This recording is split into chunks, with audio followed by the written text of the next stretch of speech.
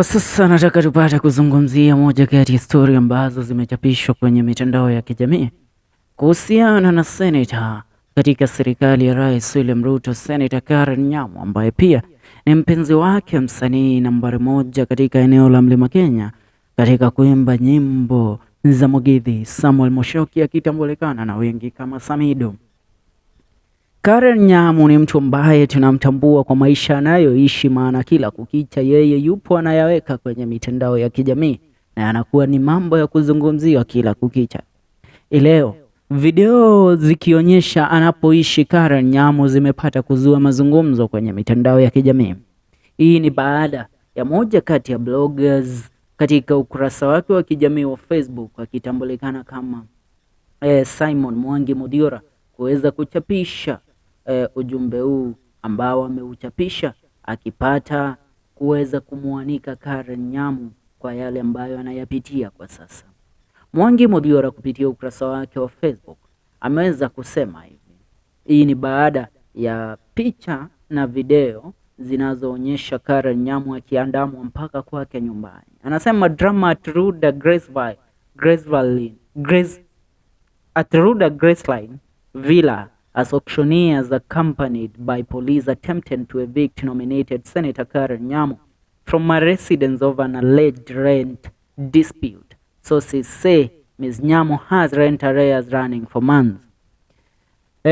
Mudiora anadai ya kwamba taarifa hizi ambazo ameweza kupewa ni kuhusiana na Karen Nyamu kutopata kulipa rent yake ya nyumba ambayo imepelekea mpaka auctioneers kuweza kuwatafuta maafisa wa polisi na kwenda kumrusha nje nyumbani anapoishi Karen Nyamu.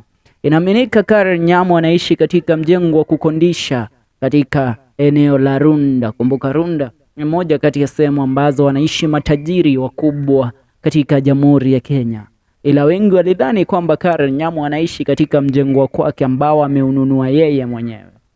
Kumbe mambo kagaja huenda yakaja, anapoishi Karen Nyamu ni mahali pa kukondisha na ameshindwa kulipa kodi yake ya nyumba ambayo imepelekea mpaka maafisa wa polisi kuweza kupata kuchukua hatua ya kuweza kumng'atua pale na kumfukuza pamoja na wafanyikazi wake na wanawe na pia na vitu zake, ndipo aweze kuliacha boma la wenyewe kama jinsi ambavyo alivyolikuta, maana inaonekana ameshindwa kuweza kulipa kodi yake ya nyumba. Wakenya nao kwenye kurasa za kijamii na aswa pale kwenye comment section hawajaachwa nyuma, wameweza kutoa maoni yao aswa wakipata kureact kuhusiana na Karen Nyamu kuweza kufukuzwa kwake nyumbani, maana Karen Nyamu amekuwa akiflout maisha kwenye social media jinsi ambavyo anavyoishi maisha yenye raha mstarehe.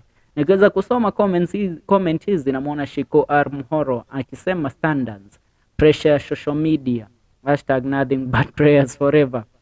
Pirongo Goko anasema more reason I never say anything about her.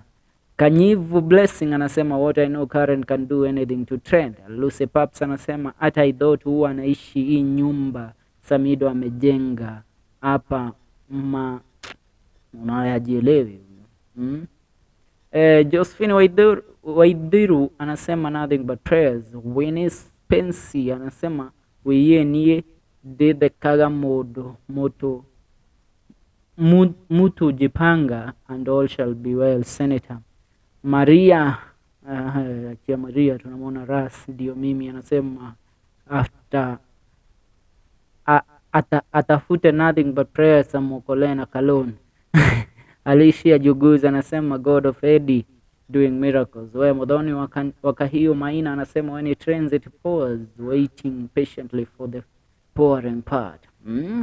Kwa mambo yalivyo, wewe unasemaje kuhusiana na Karen Nyamu kung'atuliwa mahala ambapo anapoishi kwa kushindwa kulipa kodi yake ya nyumba? Maoni yako kwenye comment section, tungane katika video zetu zijazo.